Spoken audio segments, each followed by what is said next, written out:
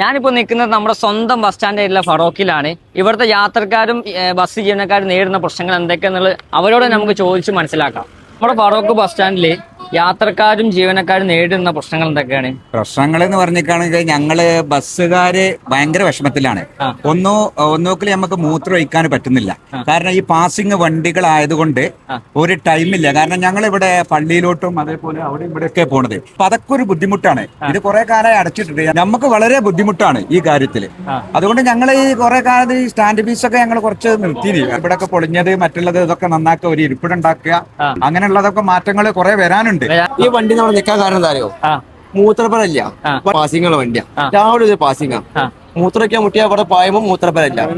ഇവിടെ ഇല്ലാത്തൊരു പ്രശ്നം കൊണ്ട് ഈ വണ്ടി വന്ന് കിടക്കണേ. ഒരു ട്രിപ്പ് കട്ടാ മൂത്രം പിടിച്ചിക്കാനില്ലല്ലോ. അത്രയും ബുദ്ധിമുട്ടാ അവിടെ. ഇവിടെ മൂത്രമൊഴിക്കാൻ സ്ത്രീകൾക്കൊന്നും മൂത്രമൊഴിക്കാൻ 7 മണി ഇവിടെ മൂത്രമൊഴിക്കാൻ സ്ത്രീകൾക്ക് സൗകര്യമില്ല. നല്ലൊരു ബാത്റൂം ഇല്ല. ഫുള്ള് പൊളിയാനായില്ലേ. ഒന്നാമത് പറഞ്ഞാൽ ഈ ബാത്റൂമിന്റെ ശോചനീയാവസ്ഥ. ഇവിടെയൊക്കെയാണ് ഈ സൈഡിലൊന്നും നിൽക്കാൻ കഴിയില്ല. ഫുള്ള് മാലിന്യീകരണം. ഫുള്ള് ആൾക്കാർ മൂത്രമൊഴിക്കാൻ നിങ്ങൾ ബസ്സായിട്ട് പോകാൻ ഫീ വാങ്ങാറുണ്ടോ? വാങ്ങാറുണ്ട്. ഓല് തരുന്നില്ല. റീസൺ എന്താണ്? റീസൺ എന്ന് പറഞ്ഞാൽ ബാത്റൂം ബ്ലോക്ക് ആയിട്ട് ബാത്റൂം തുറന്നു കൊടുക്കില്ല.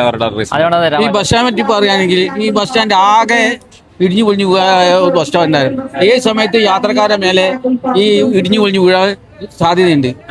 ഇപ്പൊ ഇരിക്കാൻ കഴിയണില്ല, മൂത്രം ഒഴിക്കാൻ കഴിയണില്ല. നമുക്കൊരു സൗകര്യം വേണ്ടേ? ഒന്നും ഇവിടെ ഇല്ല. സൗകര്യം കറക്റ്റ് ആയിട്ടില്ല. ഇവിടെ വണ്ടി ഇങ്ങനെ ഇട്ടിട്ട് ഒരു സമയത്തിന് പോകാൻ കഴിയണില്ല. അങ്ങനെ ഒരുപാട് ബുദ്ധിമുട്ടുണ്ട്.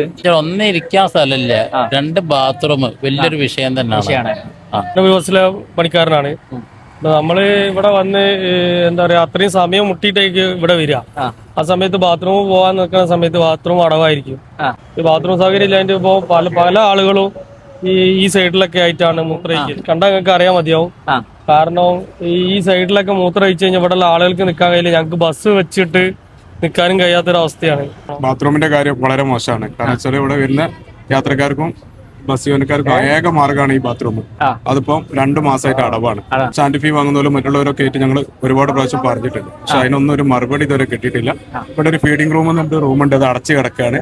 അതൊന്നും തുറന്നിട്ട് മറ്റുള്ളവർക്ക് വേണ്ടി ഇരിക്കാനൊരു ഇടം അതില്ല. ഇവിടെ വേസ്റ്റ് എപ്പോഴും ഫുൾ ടൈം വേസ്റ്റ് ആണ്. എപ്പോഴെങ്കിലൊക്കെ എടുത്തു പോവാ. ഈ ബോക്സ് എപ്പോഴും ഫുൾ നിറവായിട്ട് കിടക്കും. ഈ ബോക്സ് കാണുന്നുണ്ടല്ലോ, ഇത് നിറഞ്ഞു കിടന്നിട്ട് നമ്മൾ പരാതി പറയുമ്പോഴാണ് ഇത് കൊണ്ടുപോകുന്നത്. അതല്ലാതെ ദിവസം വന്നിട്ട് കൊണ്ടുപോകുന്നില്ല. അപ്പൊ അങ്ങനെയുള്ള പരാതികളൊക്കെ ഇവിടെ ഉണ്ട്. ഒരുപാട് മാറ്റങ്ങൾ വരണം എന്ന ആഗ്രഹമുണ്ട്. ഇതൊക്കെയാണ് നമ്മുടെ യാത്രക്കാരും ബസ് ജീവനക്കാരും നേരിടുന്ന പ്രശ്നങ്ങൾ. ഈ ഒരു പ്രശ്നങ്ങൾ വേണ്ടപ്പെട്ട അധികാരികളിലേക്ക് എത്തിക്കും, അവർ പരിഹരിക്കും എന്ന് പ്രതീക്ഷിക്കാം.